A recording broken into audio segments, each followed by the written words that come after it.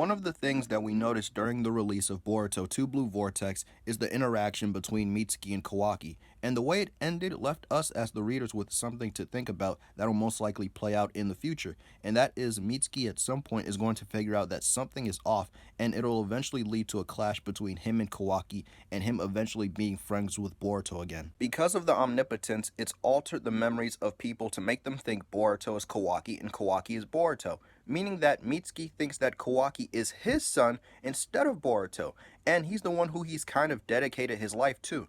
But we see that Kawaki obviously doesn't act like Boruto, and when we saw their interaction in the first chapter, it was apparent that Kawaki didn't have that same care for Mitsuki that Boruto would, and once he flew off, we see Mitsuki question if Kawaki is even his son, which is interesting because the seeds of doubt are beginning to form. Ada said that instead of reversing the omnipotence, it's better to form new memories, which is something that looks like it's going to happen. With Boruto now being back in Konoha, it's no doubt that him and Mitsuki will see each other again, and during the course of their interactions with each other, whether it be them talking or fighting or Mitsuki simply observing him as he did before, he will notice something's off in a sense that Boruto is acting in a way that he expects Kawaki to, and that over time will help Mitsuki reform his relationship with Boruto and once again refer to him as his son or possibly his new son. Now, as for Kawaki, I can see it being hard for Mitsuki at first wanting to hurt him because he does currently view him as his son,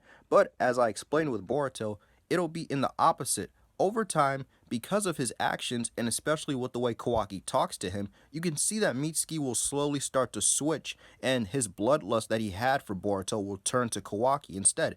We already saw that Mitsuki has had 3 years of built-up killing intent for Boruto, and just like everyone else, it's assumed that he's gotten stronger during the time skip as well. So eventually a fight between Mitsuki and Kawaki will happen. Their fight was already teased once before in part 1 after Kawaki hurt Boruto by giving him his scar and escaped due to Momoshiki. Mitsuki was going after him to kill him, but because of the omnipotence, it turned him into going for Boruto instead.